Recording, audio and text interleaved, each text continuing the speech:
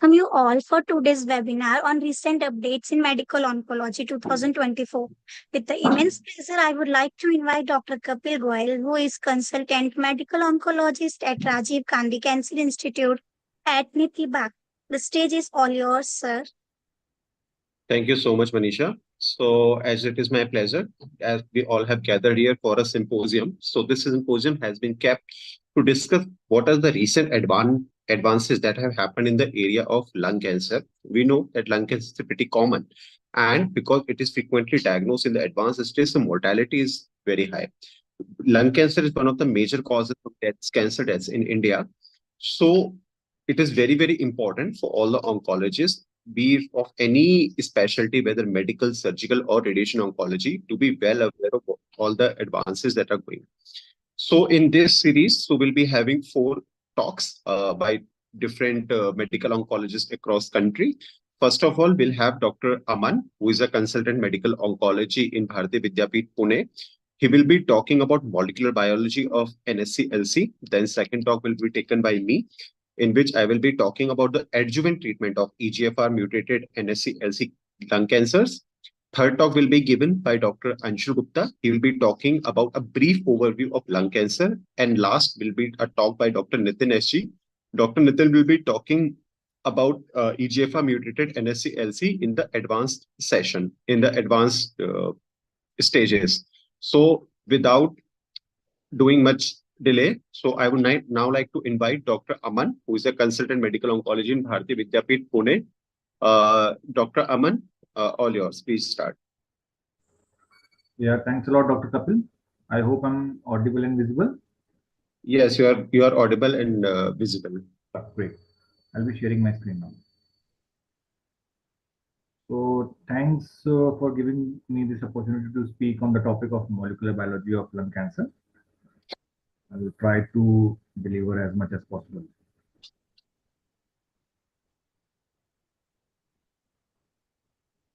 So is my screen visible?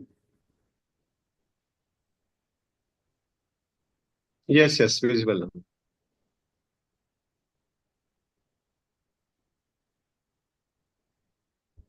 Slides are moving? Yeah. No, they're not moving. Yeah, moving now. Sorry. Okay, so today I'll be speaking on molecular biomarker testing in lung cancer. So we'll be discussing under following heads. Firstly, we'll be discussing the epidemiology of lung cancer in India, then the biomarkers testing which is recommended in NSCLC, and what is the evolution of biomarker test in NSCLC which has been done over the past few years, and key takeaways. So the burden of lung cancer in India, as per Globocare 2020 data, was that in the both the sexes, lung cancer was the fourth most common cancer, accounting for the 5.5% of the cancer burden. And if we see in male population, then lung cancer was the second most common malignancy, accounting for 8% of the total malignancies. Although this is Globocare 2020 data, we do have the Globocare 2022 data as well with us now. So the lung cancer, the 5-year prevalence is close to 5.86 per 100,000 people, and close to 50% of the patients with advanced non-squamous NSCLC have a driver mutation, which is targetable with the FDA-approved agent, or we can put the patient on a clinical trial. So as we all know, EGFR, we have close to 17% of population with EGFR sensitizing mutation, and these are sensitive to gefitinib, erlotinib, afatinib, osimertinib, dacometinib. For ALK, they consider close to, I'll say, 4 to 8%, and on an average 7%. For ALK, we do have drugs like crizotinib, alectinib, ceritinib, lorlatinib, and brigatinib. For exon 20 insertion mutation, we do have amivantamab and mobocertinib, the approval of which has been withdrawn of late. And MET constitutes usually 3% of the cases, and we do have drug capmatinib and tepotinib for that. For HER2 ERB2 insertion mutation, we do have trastuzumab deruxtecan and TDM1, but they are used only in the second line. For ROS, we do have crizotinib and entrectinib. For BRAF, dabrafenib, and so on. The importance of biomarker testing in non-small cell lung cancer is that the studies have shown that patients with identified actionable mutations who receive appropriate target therapy have improved outcomes. For example, if we see the following Kaplan-Meier curve, if the patient uses targeted therapy, then median survival is close to 19 months, and if we don't use a target therapy, then median survival is close to 7 months, or sorry, 11 months only. So there is potential for getting a benefit of 8 months of survival benefit if we use the if we find a targetable mutation and we use a targetable drug for that. So the guidelines recommend routine biomarker testing to guide treatment decisions in advanced NSCLC. So routine testing should be done for following markers. ASCO says we should test for EGFR, ALK, ROS1, BRAF, MET exon 14 skipping, red gene, NTRK, KRAS, and PDL1. NCCN also recommends NCCN recommends for all. ASCO doesn't recommend for KRAS, and ESMO recommends for EGFR, ALK, ROS1, BRAF, NTRK, and PDL1. So NCCN and CAP, IA, SLC, AMP guidance also says testing for KRAS mutation, as presence of KRAS mutation indicates poor prognosis and patients with a KRAS mutation are unlikely to benefit from further molecular testing. ESMO and NCCN guidelines include additional biomarkers that I have discussed recently. So methods of tissue testing in SCLC, the tissue testing can be done either by DNA sequencing, that is by NGS or PCR. It can detect insertions, point mutations, deletions, and detect aberrations in EGFR, KRAS, BRAF, HER2, MET, and single gene or full NGS panel can be used. RNA sequencing panel can be also used, and these are used preferentially to detect fusion abnormalities, and these are more sensitive for ALK, ROS1, RET, and NTRK. FISH can also be used, or IHC can also be used in case of ALK or ROS1 mutation. And IHC detects ALK ROS1, and it's an easy test, fast, but not reliable or sensitive though. So even if we for ALK though, I think IHC is now FDA approved as well. But for ROS1, if we find a patient with ROS1 on IHC, then we do have to confirm it by FISH. IHC can also detect PDL1. We do have different platforms like DACO and Ventana for different companion molecules. So briefly about the evolution of biomarker test in NSCLC, past and current. So tissue journey. For the preliminary diagnosis, biopsy-based methods and specimen processing, then morphological assessment, then interactions and analysis. So for tissue, we can have the resection specimen, we can have small tissue biopsy, or we can have excision, we can have FNAC specimen, we can have exfoliator cytology, we can also have liquid biopsy in the current era. So the key personnel involved are surgeons, pathologists, allied health professionals, clinical informatricians, and patients. So the following specimens are then converted into FFPE block and or in a non-cell slide block slide.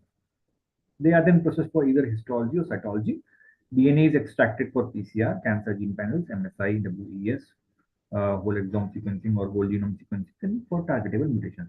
RNA, as I discussed, is used either for RT reverse transcriptase quantitative PCR, gene expression panels, RNA sequencing, and proteins, are used for proteomics, FACS, and data analysis.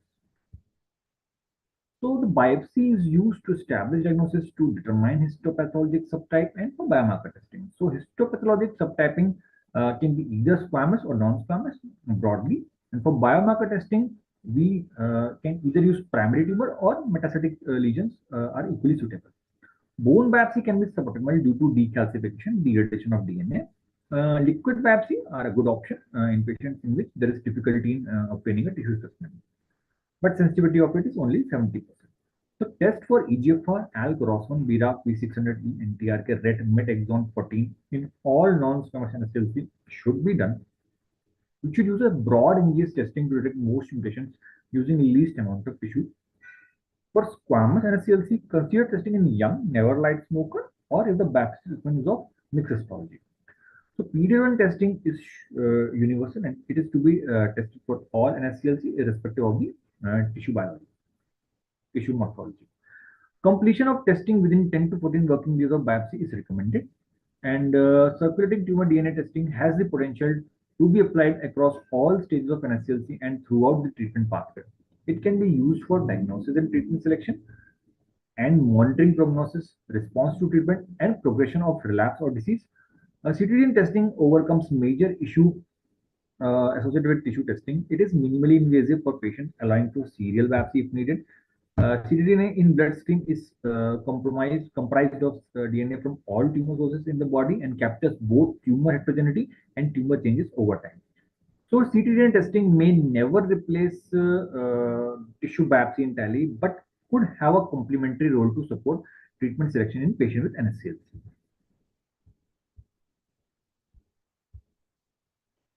ctDNA may be used to detect MRD after surgery in resectable NSCLC, although we don't have a very strong data for its use. It has not shown to improve prognosis or change the treatment outcomes or change the treatment line if there is ctDNA positivity at the end of the treatment.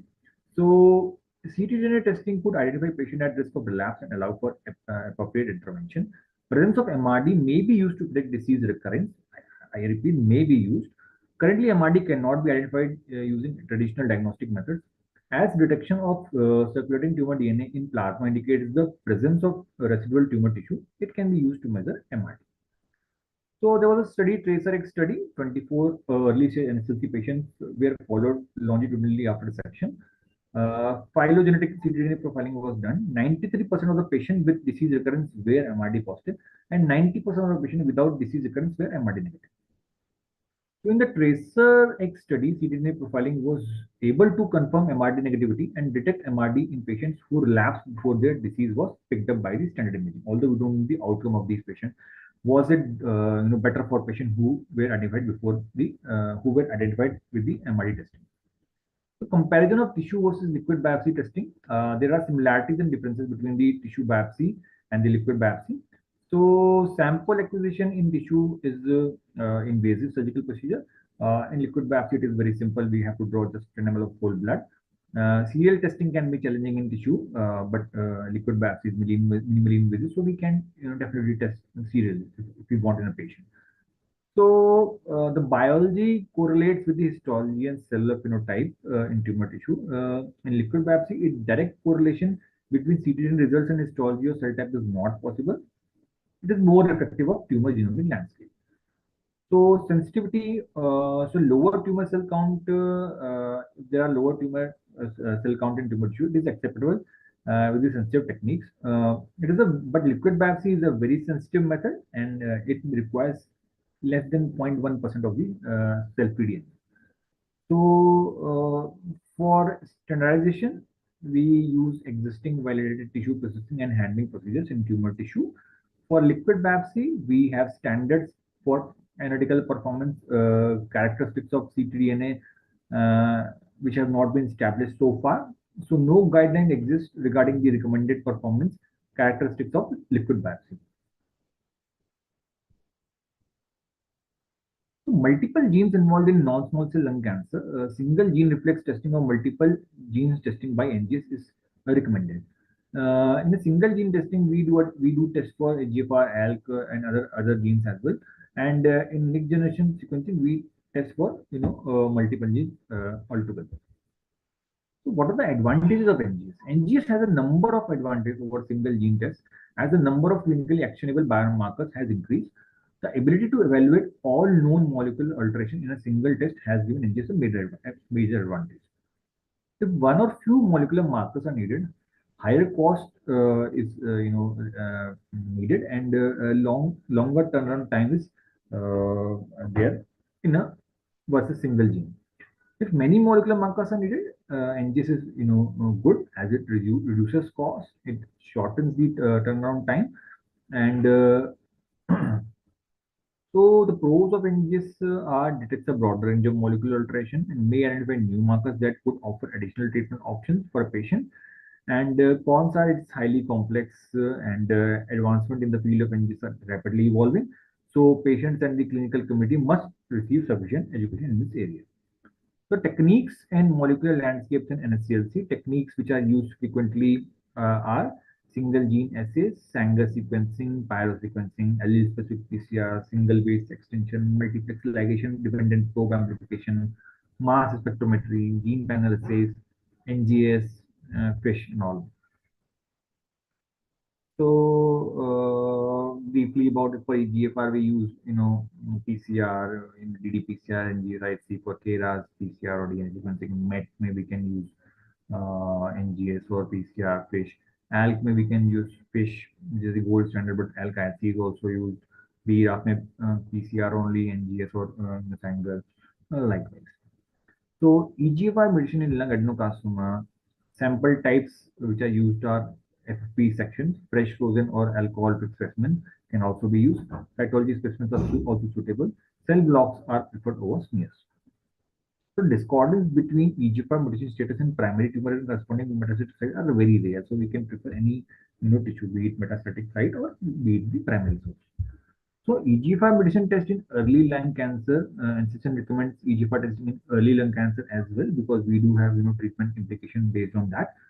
So consider adding molecular testing for EGFR medicine to be performed on diagnostic biopsy or post-surgical specimen in stage 1B to 3A NSCLC to make decisions on the adjuvant therapy.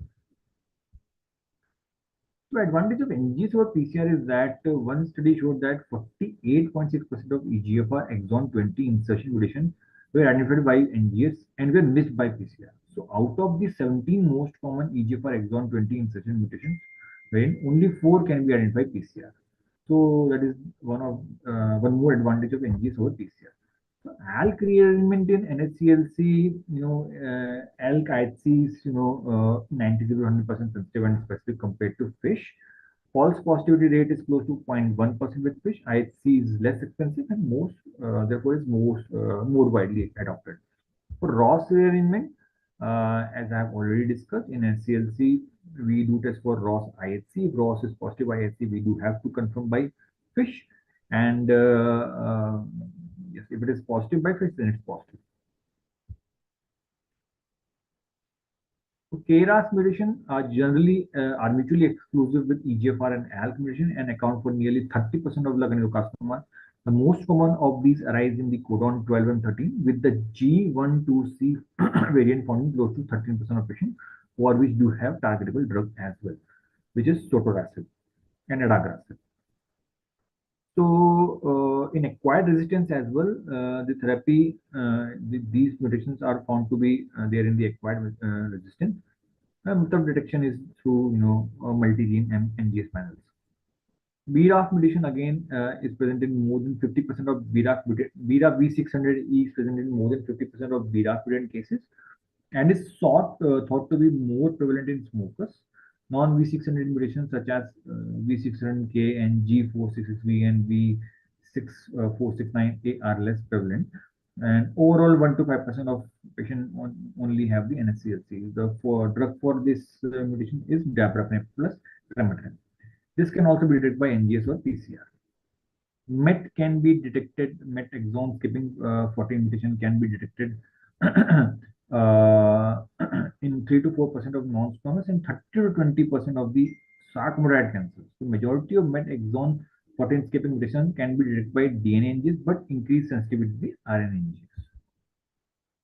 So methods are, IHC and fish are not recommended. PCR can be used, but NGS is definitely used. DNA can be used, but RNA NGS is more sensitive. So RET mutation can be found in 1 to 2% of non-squamous NSCLC and 10 to 20% of papillary thyroid carcinoma. Majority of RET fusions can be detected by DNA NGS, but increased sensitivity RNA NGS. So fish and IHC is not recommended. I think DNA NGS and RNGs are only recommended. So majority of RET fusions can be detected with DNA NGS, but increased sensitivity RNA NGS as well. So testing for NTRK fusions, it can be initially done by IHC, and later on, if IHC is positive, then we have to confirm it by fish as well. So as I told you, yes, IHC can be used, and fish is to be used for confirmation. HER2 mutation in NSCLC is found in close to 3 to 5% of the NSCLC, mostly exon 20 inframe insertion, which is mutually exclusive with other mutations and mostly seen in never smokers. It carries worse OS than other subtypes, and HER2 mutation and amplification must be identified using a NGS DNA panel. IHC used to assess HER2 overexpression is seen in close to 59% of NSCLC cases, but it is different from the HER2 mutation. So, 2022 treatment paradigm for molecular biomarker positive NSCLC in advanced NSCLC, EGFR, classical deletion 19 or L858R, we can use osimertinib or erlotinib, afatinib, gefitinib, or decomitinib. Uncommon mutation में insertion में we can use amivantamab. Further uncommon mutation we can use afatinib or osimertinib. And ALK we have alectinib, brigatinib, lorlatinib, ceritinib, crizotinib, ROS1, crizotinib, entrectinib. BRAF के लिए we have dabrafenib plus tremetinib. NTR के we have entrectinib, dabrafenib. RET में we can offer selpercatinib or prasartanib. Metaxon protein skipping में we can use capmatinib or timotinib. KRAS, G12C में we can use sotorasib or adagrasib. So in PD-L1 overexpression in NSCLC, as I've already discussed, there are multiple platforms. We do have DARPO22C3 for pembrolizumab, for durvalumab, we do have Ventana SP263, for atezolizumab we have SP142, and for Nivo we have DARPO2388. So every different scoring system is adopted depending upon the antibody used to detect PD-L1. So biomarkers for immunotherapy in SCLC is a controversial topic. PD-L1 sole current biomarker available to guide immunotherapy. Imperfect PD-L1 negative tumors can still respond, albeit mostly when added to chemotherapy, maybe due to synergistic effect. TMB, former marker for response, not currently used. Conflicting correlation with the survival in the checkmate studies. MSI high MMR not used or relevant in lung cancer. LAB3 possibly related to resistance to immunotherapy being studied. So to conclude, biomarker testing in non-small cell lung cancer has evolved from single gene to multiplex testing. Multidisciplinary meetings help in better understanding of sample and test requirements. Samples should contain adequate tumor content, at least 10% to prevent delay in processing, and ideal TAT should be 2 weeks, that is 10 working days. High throughput platforms such as NGS can be used to screen several genes at a time to provide results within the estimated TAT. So oncogenic targets and testing methodologies, clinical guidelines strongly recommend broader molecular profiling to identify rare driver mutations for which effective drug may be available, or to appropriately counsel patients about available clinical trials. Broad molecular profiling is a key component of the improvement of care of patients with NSCLC. Thanks a lot for the patient listening. Over to you, Dr. Kapil.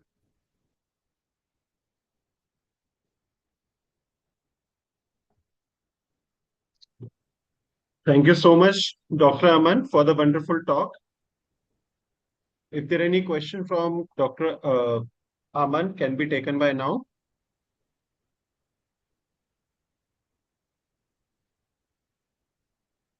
So since there are no other questions, so thank you so much, Dr. Aman. So next talk will be taken by me, and I will be discussing about reinventing the adjuvant treatment in metastatic EGFR positive NSCLC.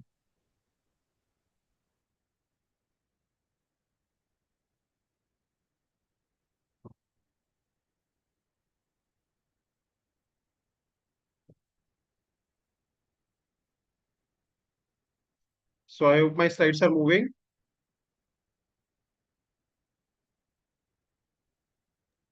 Yes, sir. Manisha, can you confirm? Yeah, it's moving, sir.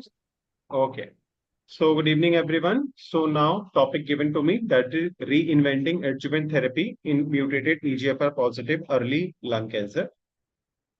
So first of all, we have to know that why this is a needed therapy, because we know that the survival outcome in resectable NSCLC need to be improved. In this graph, we can see that the overall 5-year survival rates are given in patient with resectable NSCLC. And as we reach from stage 1 to stage 2 to stage 3, survival 5-year overall survival drops significantly. In stage 1B, while it is 65 to 75%, it reduces to only 50 to 70% in stage 2, which further goes down to 30 to 45% in stage 3A. And we also know that lung cancer is the leading cause of cancer death, accounting for almost 1.8 million deaths annually globally. And it represents approximately 80% of all lung cancer diagnosis, with estimated 30% of the patients presenting with resectable disease at diagnosis. Rest of the 20% cases are made up by small cell lung cancer, and 30% of patient resectable lung disease and diagnosed. That's what this data says globally. But in India, I think the figure would be much less than 30%. This is the recommendation, that expert consensus recommendation of biomarker testing in metastatic and non-metastatic NSCLC in Asia. These are the Asian guidelines for this, and Dr. Aman has already dealt with this topic in detail. Just to give a brief outline, the non-metastatic resectable lung cancer, we are testing for at least EGFR and PD-L1. If adenocarcinoma component is present, along with EGFR, we are also testing for ALK1 now. If EGFR mutation positive comes, or EGFR mutation negative, PD-L1 positive, or both are positive, so according to that guideline, the treatment needs to be changed. This is the slide which is showing the prevalence of EGFR mutation in patient with resected stage 1 to stage 3 non-squamous NSCLC. They are the results from the early lung cancer survey, early EGFR study. So this study enrolled consecutive patients with surgically resected pathological stage 1A to stage 3B NSCLC between March 21 and October 22 at 33 centers across Middle East and Africa, Latin America, and Asia. If you look at the overall patients, 49% of the patients, that is 291 subjects, were EGFR mutation positive, while 51%, that is 303, were EGFR wild type. So you can see almost half of the patient in early EGFR, in early lung cancers, have EGFR mutation, particularly in that region of the world. If we look at the prevalence of EGFR mutation subtype, half of them are 19 deletion, 19 exon 19 deletion, 36% are L858R mutation, 7.6% are other uncommon mutations. T790M also makes 3.3% of the upfront EGFR mutation cases. EGFR mutation prevalence of 51%, with Del19 being the most common, followed by L858R.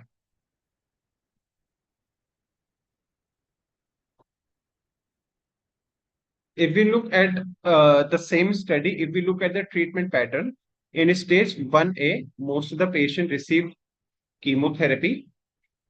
And we know that more than 2/3 of these patients underwent only surgical resection. And patient with stage 2 to 3 NSCLC, only 46.3% received adjuvant systemic therapy. So even the adjuvant systemic therapy is not that common in this region due to various factors, maybe the comorbidities. If we look at the stage wise, stage 1A, 96.2% patient underwent only surgical resection without any adjuvant therapy. In stage 1B, 22.5% patient received systemic treatment, which increased to 38.2% in stage 2A and 33.7% stage 3B. In stage 3, more of the oncologists were inclined to give systemic therapy. So more than half of the patient received adjuvant systemic therapy. In stage 3B, most of the patient received both radiation as well as systemic therapy. Overall, if you look in the combined population, more than 2/3 of these patients underwent only surgical resection, 73.2%, and very few patients received adjuvant systemic therapy. So awareness regarding adjuvant chemotherapy needs to be raised. After initial treatment, more than half of the patients with resectable NSCLC, they experience recurrence within first 5 years. After 5 years, 50 to 60% of the patient recur, and only 40 to 50% patient remain cancer-free. So these recurrences may be either local recurrence at the site of surgery, or they can be distant recurrence also. Given that over half of the patient recur after curative intent surgery, there is a definite unmet need for improved neoadjuvant and adjuvant treatment options in order to improve therapy outcomes. This is the ANITA study, which was the adjuvant chemotherapy study after surgery for stage 1B to 3A NSCLC. It showed that the adjuvant chemotherapy improves overall survival as well as disease-free survival by at least 5% after 5 years of follow-up. In the left panel, you can see a Kaplan-Meier survival curve of overall survival, where the pink line represents the chemotherapy arm and the gray line represents the observation arm. You can see the separation of curves is starting at approximately 6 months. The here the OS was improved with the hazard ratio of 0.017. If you look at the DFS, here although a similar picture is there, the curves are separating nicely, and this difference is statistically significant. There are plethora of TKIs which have been used or studied in adjuvant setting in EGFR mutated early NSCLC. But none of these trials have translated into approval or change in clinical practice in adjuvant setting because none of these trials have shown any kind of definite overall survival advantage. First, we have the SELECT trial, which and was done in United States. It took stage 1 to 3A EGFR mutated NSCLC, in which erlotinib was given after adjuvant chemotherapy. The radiation therapy was up to the discretion of physician. 100 patients were taken. 2 years DFS was 88%, but since it was a single arm study, so historical control were taken where the 76% 2 year DFS was there. In the Radiant study, which was a multi-center study in which stage 1B to 3A EGFR expression or amplified patients were taken, erlotinib was compared with placebo after adjuvant chemotherapy. It was a large study, taken 973 patients. Clinically meaningful DFS improvement was seen in EGFR mutated subgroup that were 46.4 months versus 28.5 months. If you look at the EVAN trial, which was done in China, the stage 3A to EGFR mutation positive, here erlotinib versus adjuvant chemotherapy were studied, and it was seen that the significant DFS improvement happened 42.4 months versus 21.0 months. In the adjuvant CTONG 1104 trial, which took stage 2 to 3A and 1 and 2 EGFR mutated patient, where Ceftinib was compared against adjuvant chemotherapy, and it showed that there was significant DFS improvement of 28.7 months versus 18 months, but no significant OS improvement was seen. If in VR.19 trial, which was combined in Canada and America, stage 1B 3A EGFR unselected patient, Ceftinib versus placebo after adjuvant chemotherapy plus minus RT received, there was no DFS or OS benefit because patients were EGFR unselected. So, combining all these trials, we can make an impression that EGFR inhibition with EGFR TKIs in adjuvant setting can definitely improve disease-free survival, although the OS benefit was not demonstrated. So what do the current evidence indicate? There was a meta-analysis of these 6 randomized trials. Together, the number of patients were 1,860, out of which 599 patients had EGFR mutated population. Current evidence for EGFR TKI for randomized trial in adjuvant EGFR mutated NSCLC setting, they improved DFS but no OS benefit. If we look at the OS, most of the trials showed, except for BR.19, where DFS benefit was not shown. All of these trials have shown some DFS benefit. Overall, if we see, the hazard ratio becomes 0.52, which was statistically significant. If we look at the OS, the hazard ratio was 0.64. Although 95% confidence interval, the significant margin was not there. Reduction in risk of disease recurrence offered by timing and sequence of adjuvant EGFR TKI therapy. Adjuvant EGFR TKI versus chemotherapy, there were 57% reduction. If we look at EGFR TKI after adjuvant chemotherapy, if given, there was 38% reduction. So there's a question that because most of these trials have demonstrated a significant DFS advantage, why have these data not resulted in change to clinical practice? Because trials till date have been limited by the design, size, and other factors, and no as benefit has been demonstrated, and it is unclear if adjuvant TKI inhibitor, they are just delaying the recurrences or they are actually curing the disease. And there was no definite evidence on appropriate sequencing which whether to be given after chemotherapy or to be given in place of chemotherapy. What is the optimal drug to be used, whether it is erlotinib or gefitinib or some other future generation drug, and what is the optimal duration of treatment. So these questions are unsettled even now. Now we'll discuss the pivotal trial in this design, that is the ADORA trial.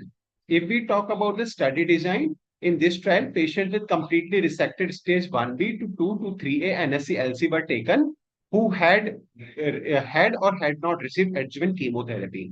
Adjuvant chemotherapy was at the physician discretion. Key inclusion criteria were more than 18 years of age, WHO performance status 0 or 1. They should have a confirmed primary non-squamous NSCLC with EGFR exon 19 deletion or L858R mutation. Brain imaging has to be done. If it was not done preoperatively, then it has to be done before randomization to exclude brain metastasis cases, not exclude brain metastasis cases, just to remark that whether brain metastasis is present or not. Complete resection with negative margin was mandatory as margin positive cases were not taken. Maximum interval between surgery and randomization was 10 weeks if adjuvant chemotherapy was not given. However, if chemotherapy was given, then up to 26 weeks were allowed. Stratification was done according to the stage, the EGFR mutation subtype, and race. Randomization was done in 1:1 arm into experimental arm, that is osimertinib 80 mg per oral per day, or placebo that was given once per day. Plant treatment duration was 3 years, which was an arbitrary decision, and treatment was continued until either disease recurrence or treatment completion of 3 years or discontinuation criterion were met. Follow-up was done until recurrence week 12 and week 24, and then every 24 weeks to 5 years, and then yearly. After recurrence, every 24 weeks for 5 years, and then yearly. Endpoints were primary endpoint, that was the DFS by investigator assessment. Key secondary endpoints were DFS in the overall population, landmark DFS rates, OS, safety, and health-related quality of life. So here we have the ADORA update that was presented in ASCO 2023. In stage 2 to 3A, we talked that osimertinib improved DFS significantly. It was demonstrated in primary as well as overall population. If we look at the median DFS, it was 66 months in the osimertinib arm versus 22 months in the placebo arm, and hazard ratio was 0.23, which is really marvelous. 51% data maturity was reached. If we look in the overall population, the similar story repeats here also. Osimertinib had 65.8 months median OS, and placebo has 28.1 months. Here also the hazard ratio was 0.27, which is also equally impressive. The thing to note here is that ADORA had included patients who significantly improved. The CNS DFS was also there. CNS metastases are a poor prognostic factor among patients with NSCLC and are associated with deterioration in quality of life. And there is improved CNS efficacy with osimertinib treatment. Osimertinib has shown a greater penetration of the blood-brain barrier and higher exposure in brain compared with other previous generation EGFR TKI. Adjuvant osimertinib demonstrated CNS DFS benefit versus placebo in both the stage 2 to 3A and stage 1B to 3A population. If we look at the ADORA updated CNS DFS analysis, the median CNS DFS was not reached in both the arms, but hazard ratio is still 0.24. Although the maturity is only 13%. If we look at the curve, the curves start to separate in the beginning itself. So probably a osimertinib adjuvant setting is providing some CNS DFS as well. If we look at the safety analysis, any grade adverse event were caused in 98% patients in the osimertinib arm versus 90% in the placebo arm. However, only 23% patient experienced the side effect of grade 3 or more, while it was 14% in the placebo arm. One patient died because of the adverse event in the osimertinib arm, while 2 patients died in the placebo arm. Any serious adverse event were there in 20% of the patient, while 14% patient had placebo. Treatment discontinuation were required in 13% of the patient, the osimertinib, while it was required in 3% of the patient in placebo. And dose interruption were required in further 39% of the patients. Causally related, if we look, so grade 3 or more causally related adverse event were seen in 11% of the patient, the osimertinib arm versus only 2% of the patient in the placebo arm. None of the adverse event which were possibly causally related resulted in death in either of the arms. At the time of current data cutoff, that is January 23, one additional serious adverse event of COVID-19 pneumonia had been reported, which occurred more than 28 days after treatment discontinuation. Hence, it was probably not even related with osimertinib. So, investigator determined that it was not treatment related, and patient made a full recovery. So, key takeaway points are, in order to improve survival, we need to put more efforts to identify lung cancer early on. Never miss an opportunity to test for actionable mutation, particularly EGFR and ALK, because these have approval in the adjuvant setting as well. Now, this applies in early cancer also, especially for EGFR and ALK as well. Collaboration with multidisciplinary team is the key to improve survival in these patients. Patient may ask for treatment option for best survival probability, so you should be ready with all the data to discuss and offer them as per best available data. ADAURA data gives a probability of patients to remain cancer-free along with survival benefit. Being cancer-free is goal of patient as well as his or her treating physician. Thank you so much for the patient listening. If there are any questions, I will be more than happy to answer them.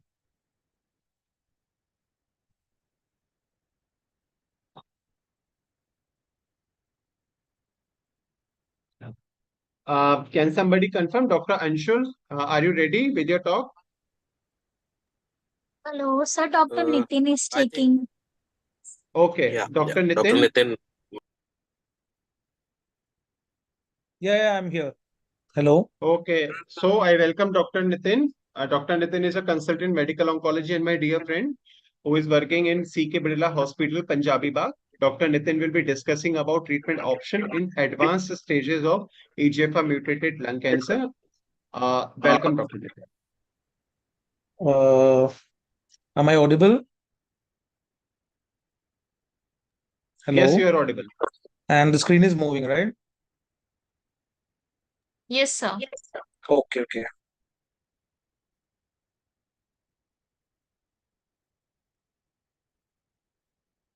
So good evening, everyone. Thank you, Dr. Kapil, as well as organizing team for inviting me for this talk. So already we have discussed the significance of EGFR mutation in lung cancer and how EGFR analysis as well as other molecular analysis is being done in lung cancer. That has been extensively covered by Dr. Aman, and the adjuvant strategy in lung cancer has also been discussed. So I'll be discussing about the treatment of advanced lung cancer, EGFR mutated lung cancer. We know that the lung cancer incidence is markedly increasing in our country owing to the pollution and increased smoking among our population. And the EGFR tyrosine kinase inhibitors came into the armamentarium since over the last 2 decades, and they have markedly changed the treatment paradigm of these cancers. But the main game changer in treatment of lung cancer was osimertinib, which is a third generation tyrosine kinase inhibitor with significant effect on both systemic disease as well as CNS disease, CNS metastasis in lung cancer. So, moving ahead, EGFR mutation, as we discussed earlier, it constitutes around 40% of lung cancers are having EGFR mutation, and the incidence is more common in the prevalence is more common in Asian population, contributing about to about 40%. And in non-Asian population, it constitutes around 20% of lung cancers are EGFR mutated. The Indian population, as per the various studies, it is around 20 to 25% incidence rate of EGFR mutation in lung cancer. EGFR mutation classically is seen at the tyrosine kinase domain, and it results in increased activity of the EGFR, leading to a continued cell proliferation and carcinogenicity. So this is a pie chart showing the distribution of various EGFR mutations. As we can see, around 50% of these are usually exon 19 deletion, followed by around 26 to 30%, 25 to 30% constituted by exon 21 L858R mutation. These are the most common mutation that is often seen with EGFR, and they are very sensitive to all the tyrosine kinase inhibitors, whether it be first, second, or third generation TKIs. 15% of this is constituted by exon 20 insertion mutation, for which none of these TKIs are effective. And we have newer other therapeutic options for this specific subset of EGFR mutation.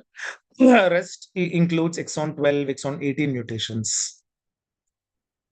So this is the first one is showing the diagram of how EGFR mutation affects cell proliferation, how these are distributed. The first one is wild. We can see the gray one is wild type EGFR, intrinsic mutant EGFR, where both the tyrosine kinase domains would be mutated, leading to a self-renewal activity or self-activation of EGFR receptors. And the third one shows the mutation where there is ERBB family of two different receptors are being heterodimerized to form a new receptor, leading to extensive activity.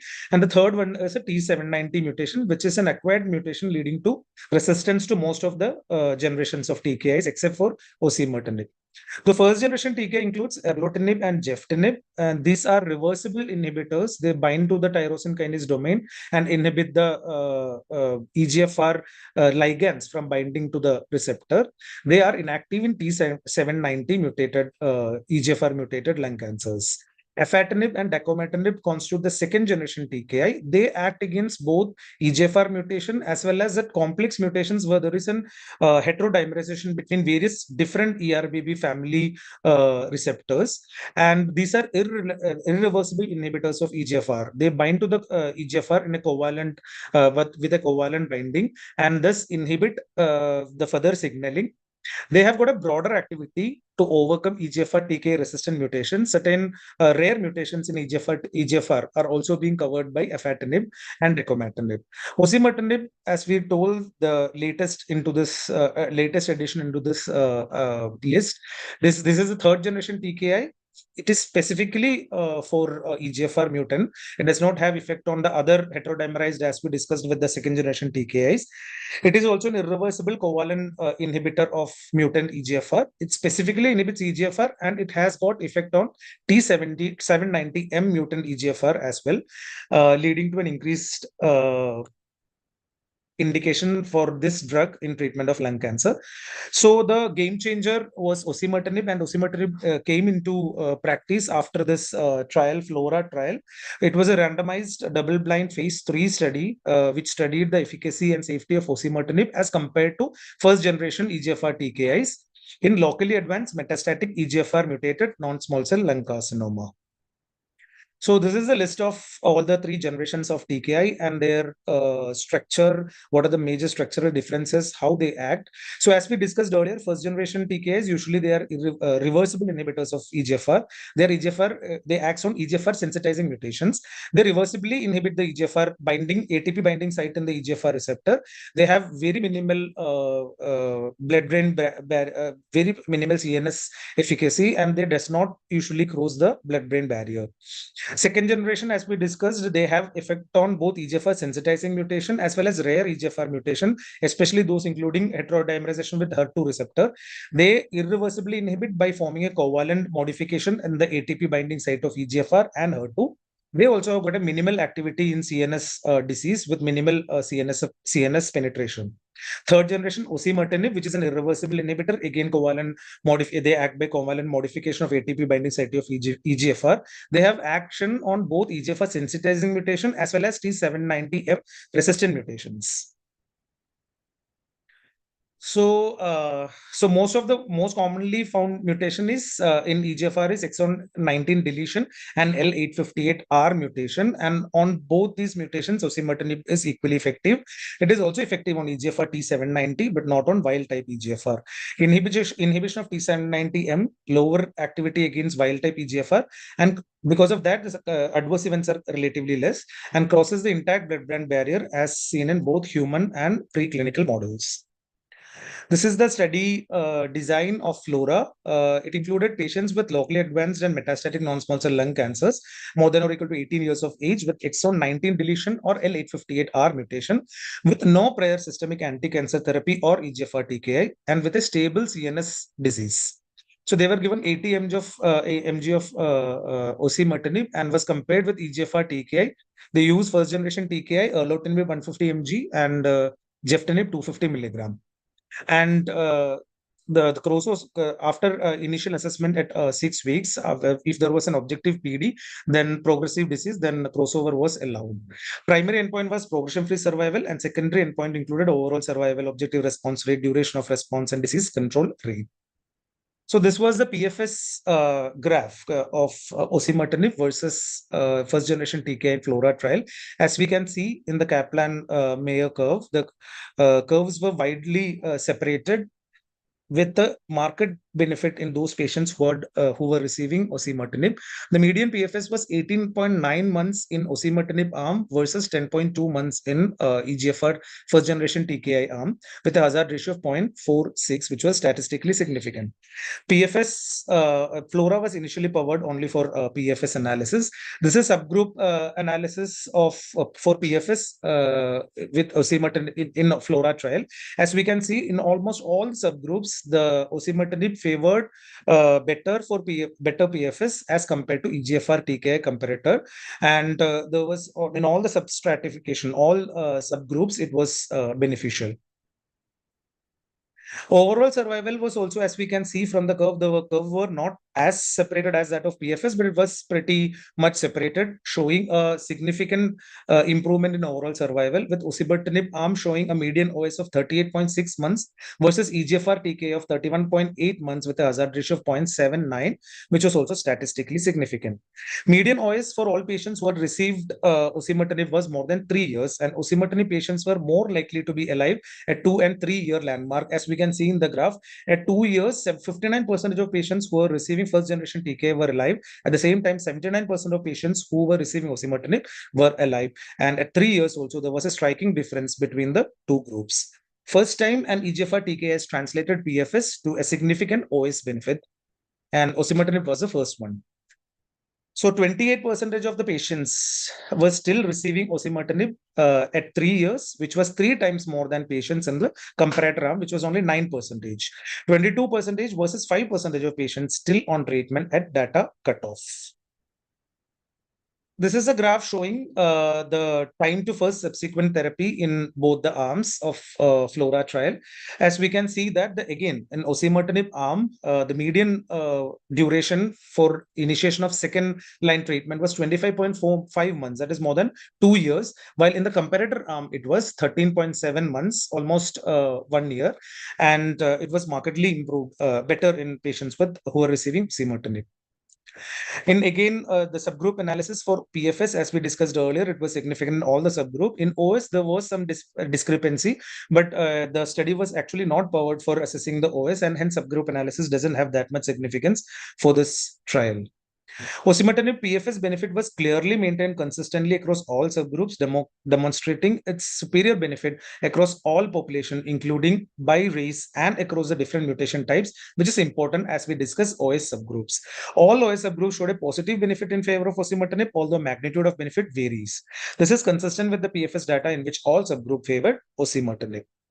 The synopsis of why do we think it is important that patient receives osimertinib in the first line. So this is where our clinician always gets into a debate whether we have to start first generation TK at the first instance and on progression should switch to osimertinib, or we should start third generation TK osimertinib at the first line itself. And the data shows that starting osimertinib at the first line itself is more significant because most of the patients who receive first generation TK in the first line may not be fit enough or may not be alive to go ahead into the second line setting with addition of osimertinib. Approximately 30% of the patients in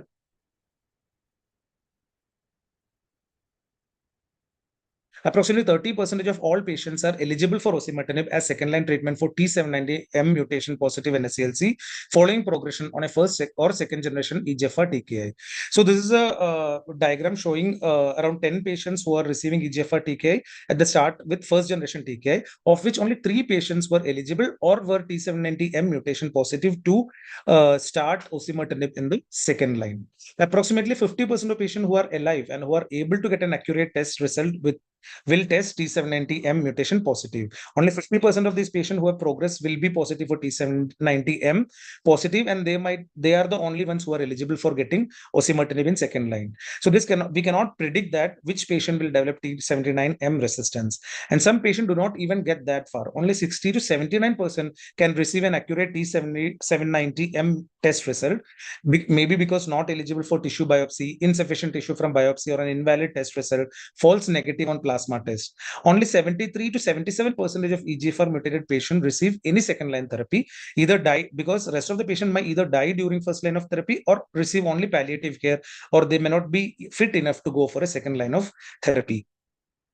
So EGFR mutation positive non-small cell lung carcinoma, only about 1/3 of patients who receive TKI in first line will receive osimertinib.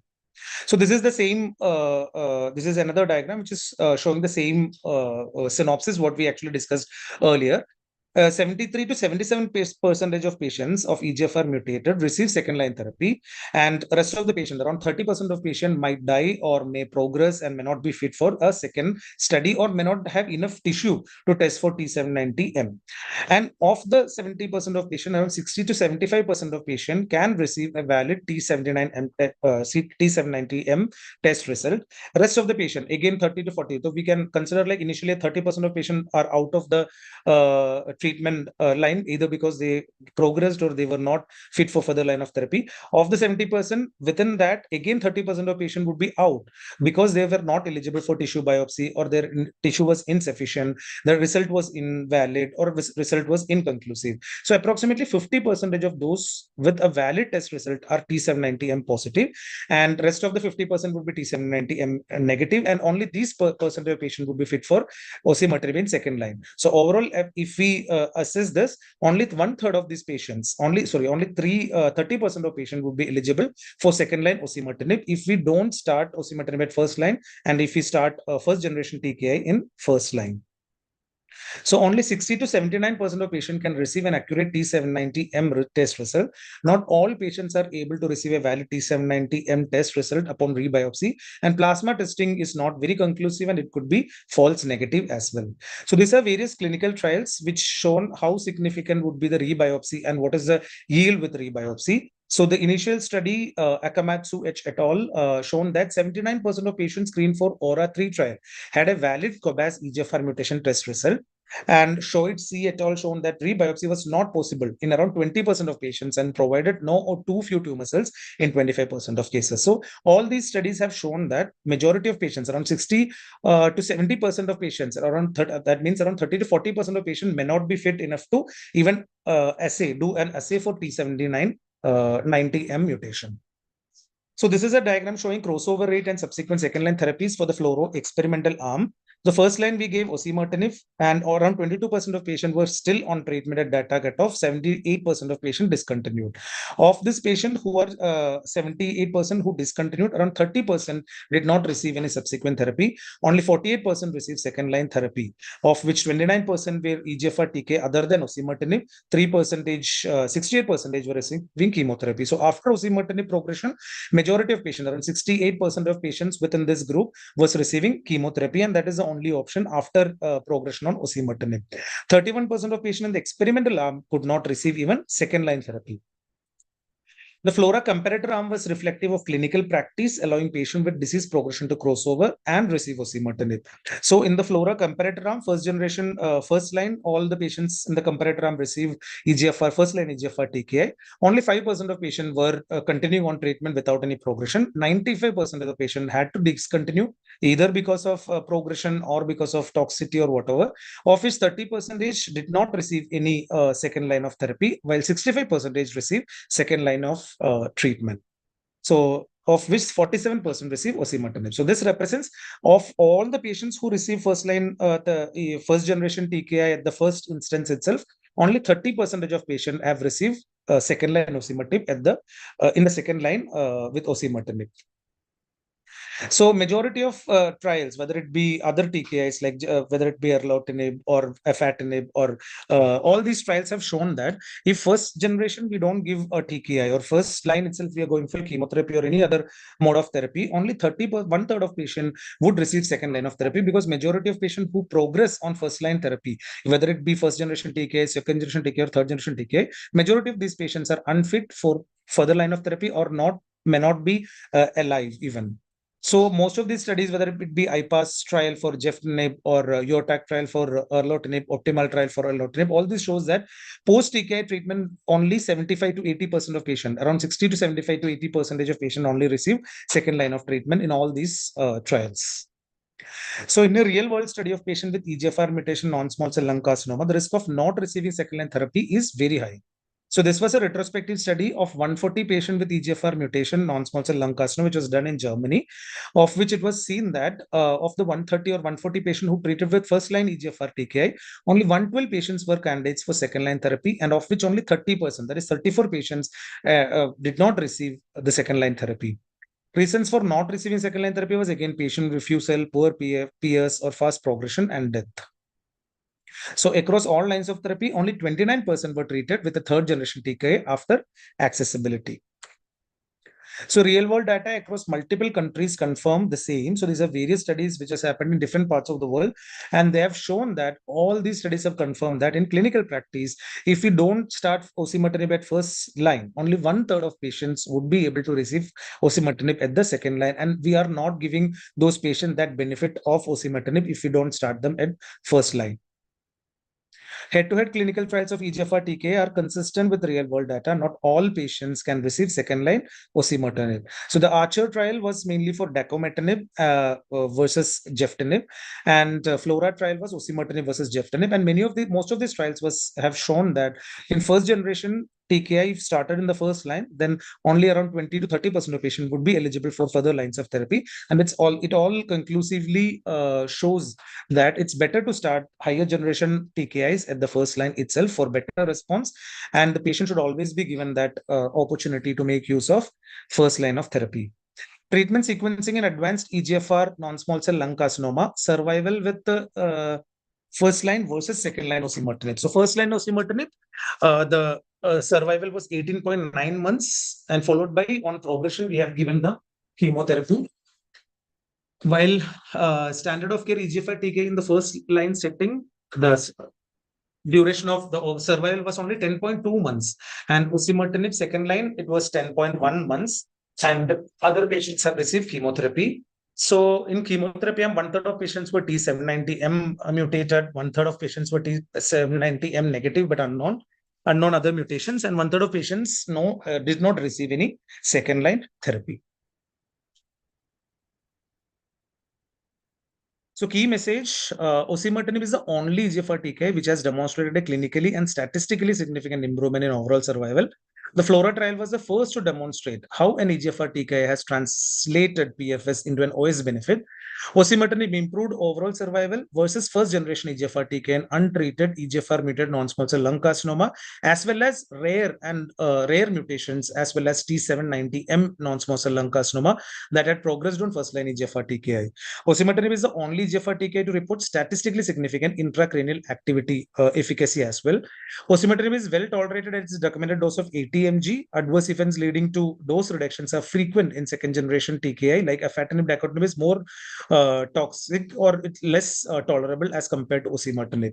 Sequencing cannot be considered the best strategy, as almost 70% patients are not eligible to receive osimertinib in second line.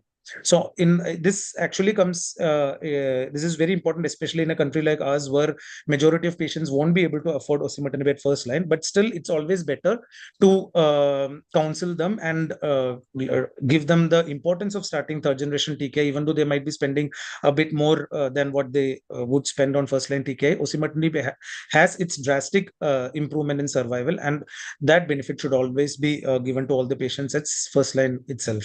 So these data confirm confirm osimertinib as a first-line standard of care is in metastatic EGFR non-small cell lung carcinoma.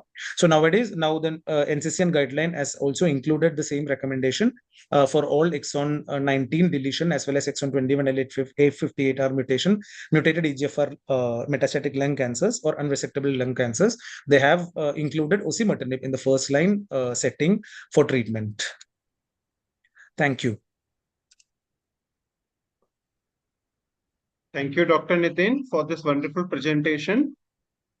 So I have a small question. So the data according to that you presented, so nowadays the standard of care is osimertinib single agent in cases of metastatic EGFR mutated NSCLC. However, Mhm. with the Mariposa trial coming up, we now have seen increased PFS benefit with amivantamab and Amivantamab. lazertinib. Also with FLORA-2 data, which combines osimertinib with chemotherapy. So which one do Mhm. you think is going to be a game changer, if at all any of them? I think osimertinib plus chemotherapy would be the game changer rather than amivantamab plus lazertinib. Somehow, I think amivantamab is not that tolerable. Also, it has got its own side effects, and osimertinib is a well-proven drug that has got a very good OS and PFS benefit. With addition of chemotherapy, especially in bulky disease, young patients, it would be significant to control the disease as well as improve the survival. So, for me personally, I think osimertinib plus chemo based on FLORA 2. So right. So see, suppose as of tomorrow, like somebody comes to your OPD with metastatic NSCLC, patient is fit and performance status 0 or 1. So would you consider giving osimertinib plus chemotherapy at this stage, or you want the Yes, OS data to mature? actually depend. No, without OS data also, I think if especially I would be considering the bulk of the disease. If it's metastatic and very bulky disease, definitely I would consider adding chemotherapy if the patient is fit. Definitely, I'll counsel. I'll discuss with them the benefits and the risk, and I would go for osimertinib plus chemotherapy in the first line setting if the patient is fit and a high bulky disease, even So though OS basically, data the is not yet disease mature. burden is going to be your make or break decision. Yes, yes, for time being, yes. Okay, okay, perfect, perfect. Okay, thank you so much. If there are any other Okay. question from Dr. Nitin, please can ask. So I have a question. Hmm. You know, Yes, sir. Yes, sir. Please, sir. Dr. so in the wake of recent data of Mariposa, what Okay. would you be now? In a resource unlimited setting, what would be your first choice, Dr. Nathan? You know, Still, sir, I would go ahead with the osimertinib, and that's what I was also discussing again. If the patient is young, fit, and bulky disease, I would go with chemo plus osimertinib in first line setting. okay. Hello, yeah, yeah. Especially if CNS disease is also there because amivantamab is it does not have good CNS penetration as well. So I think I would definitely go for osimertinib plus chemo. Oh.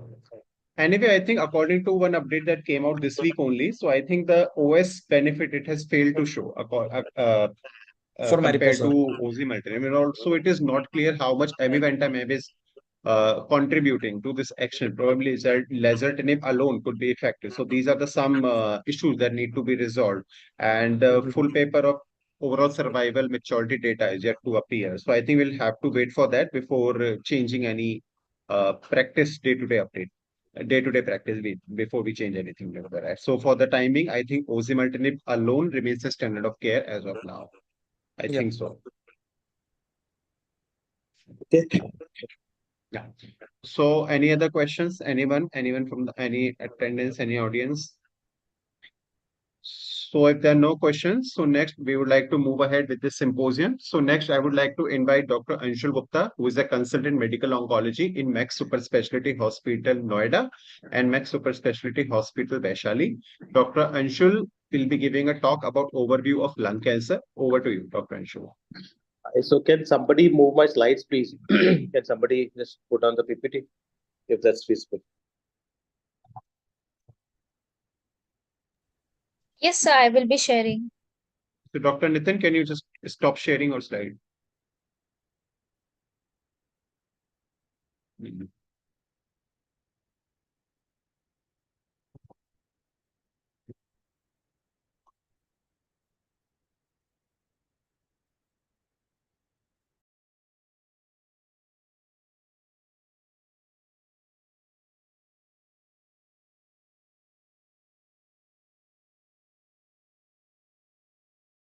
Is the So, screen visible?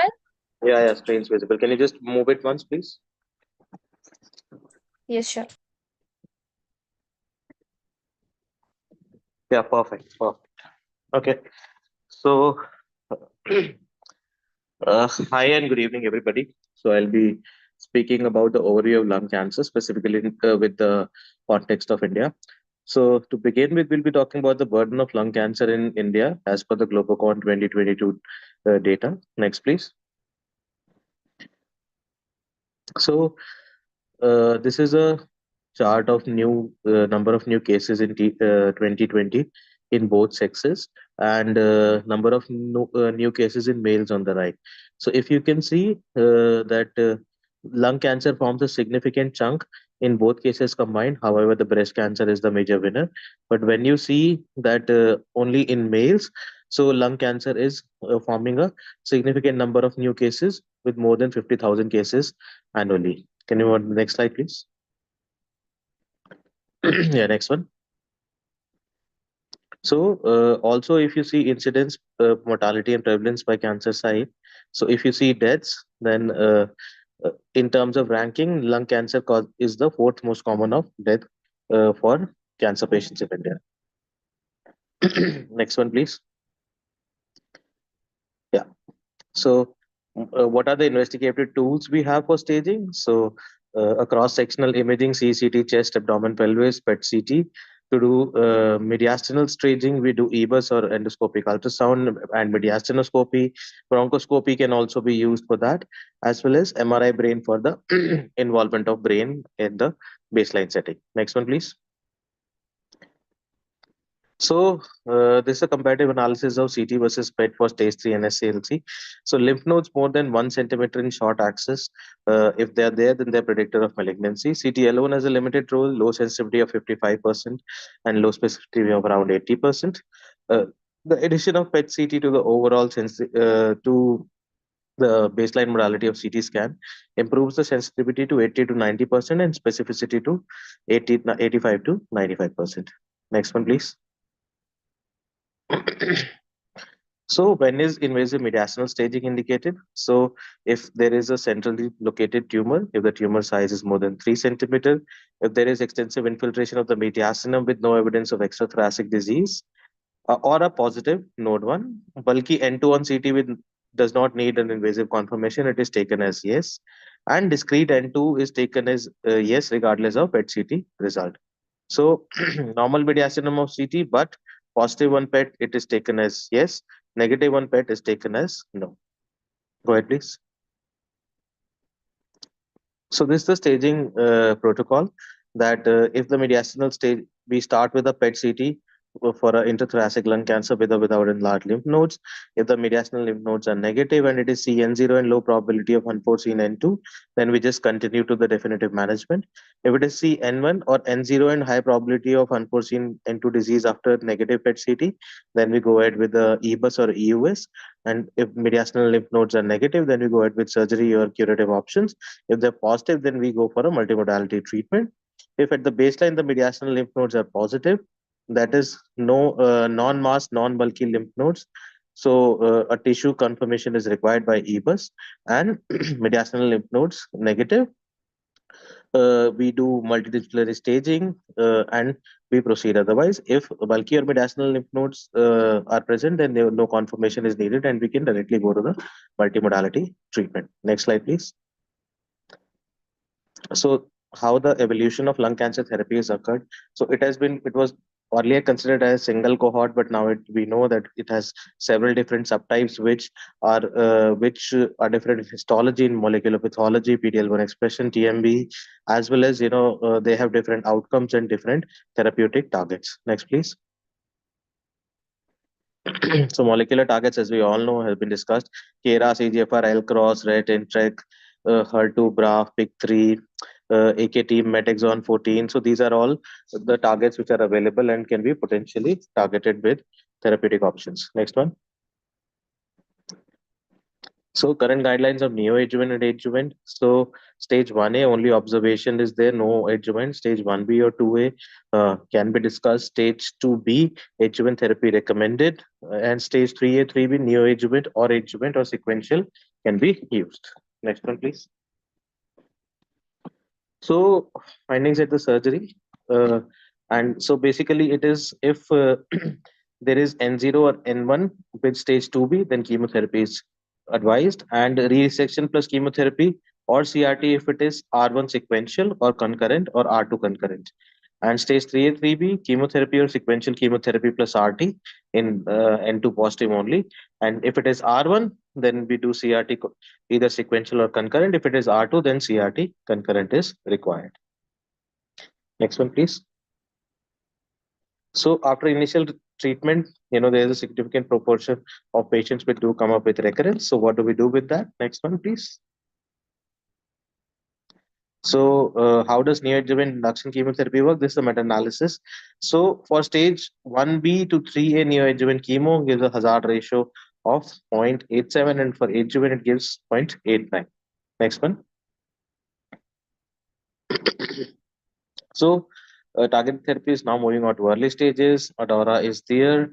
So improved DFS seen with osimertinib in resected EGFR metastatic mutated NSCLC. If you see that the overall population, with is it was better with the introduction of osimertinib. Next one. I think it has been discussed.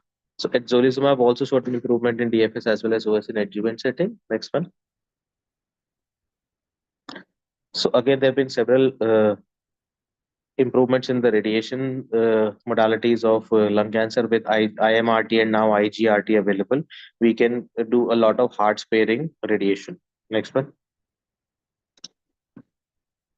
So then again, what's relevant to pulmonologists when it is comes to the radiation part? So important to differentiate between SBRT versus conventional, which is typically IMRT.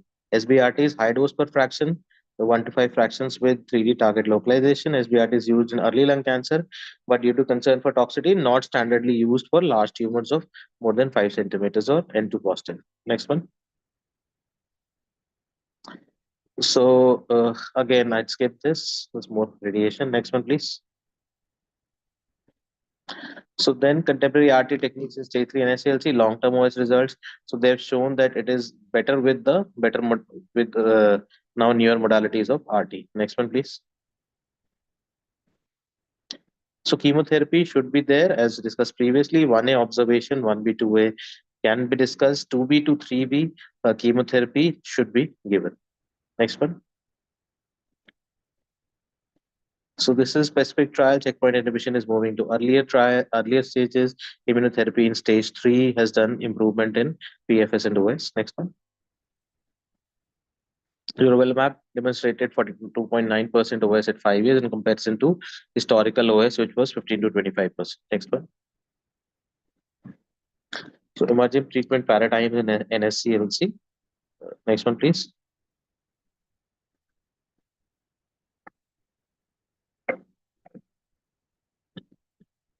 Just 1 second.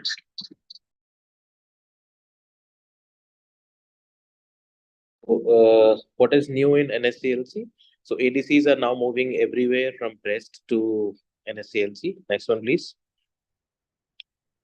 So CAR T cell is also, now being tried in various solid organ cancers, and probably in some time in distant future, we may see its involvement and its role in lung cancer as well. Next one.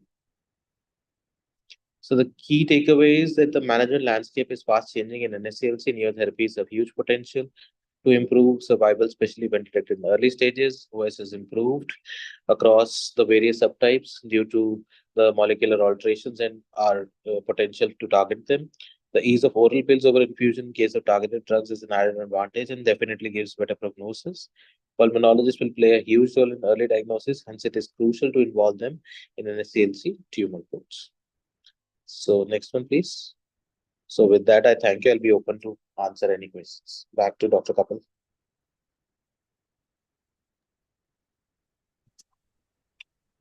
Thank you, Dr. Anshul, for the wonderful presentation. So if there are any questions.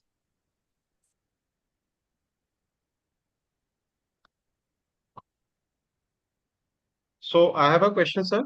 So a patient of suspected lung cancer, suppose it comes to you as of today.